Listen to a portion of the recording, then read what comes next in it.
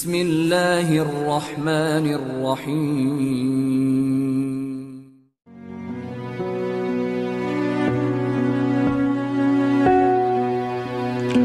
Assalamualaikum warahmatullahi wabarakatuh. Sahabat beriman, kembali lagi kita untuk mendengarkan satu kisah, yaitu kisah-kisah sahabat dari bab kecintaan terhadap sholat. Kisah ke-8 yaitu kisah para sahabat radhiyallahu anhum menutup tokonya pada waktu sholat. Pada suatu hari, Ibnu Umar radhiyallahu an pergi ke pasar, dan tibalah waktu sholat berjamaah. Setiap pemilik toko langsung menutup tokonya dan segera pergi ke masjid. Ibnu Umar radhiyallahu an berkata, mereka adalah orang-orang yang difirmankan oleh Allah Subhanahu wa ta'ala. Laki-laki yang perniagaan dan jual beli mereka tidak melalaikan mereka dari mengingat Allah dan dari mendirikan sholat dan berzakat. Mereka takut kepada suatu hari yang hati dan penglihatan menjadi goncang. Quran Surat An-Nur ayat 37. Ibnu Abbas radhiyallahu anhum berkata, mereka sangat sibuk dengan perniagaan dan jual beli. Tetapi jika terdengar suara azan, mereka segera meninggalkannya dan pergi ke masjid.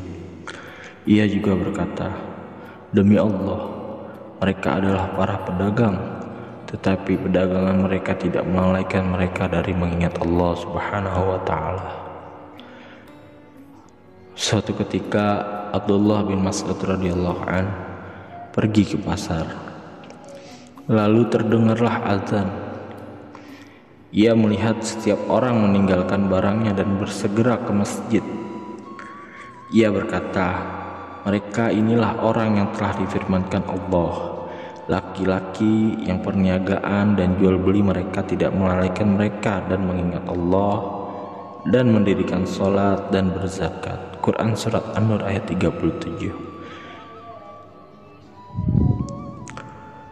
Nabi SAW bersabda, ketika seluruh manusia dikumpulkan di satu tempat pada hari kiamat, Allah berfirman, siapakah yang selalu memuji Allah ketika senang dan susah? Maka sekumpulan manusia akan bangkit dan masuk ke surga tanpa hisab. Lalu diumumkan lagi, siapakah yang meninggalkan tempat tidurnya dan menghabiskan malamnya dengan beribadah kepada Allah dengan takut dan harap? Maka sekumpulan manusia bangkit dan masuk surga tanpa hisab. Lalu diumumkan lagi, siapakah yang perniagaannya tidak menghalanginya dan mengingat Allah? Maka sekumpulan manusia bangun dan masuk surga tanpa hisab. Setelah ketiga kumpulan itu masuk surga, maka dimulailah hisab terhadap manusia lainnya. Allahu Akbar. Alhamdulillah, sahabat beriman, baru saja kita telah mendengar satu kisah, yaitu kisah para sahabat radhiyallahu anhum. Dengan taatnya sahabat radhiyallahu anhum,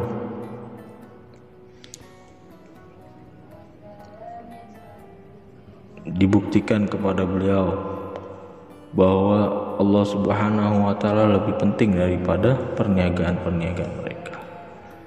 Inilah salah satu contoh yang harus kita contohkan. Semoga apa yang kita dengarkan berkesan di dalam hati kita dan kita niat amal dan sampaikan. Assalamualaikum warahmatullahi wabarakatuh.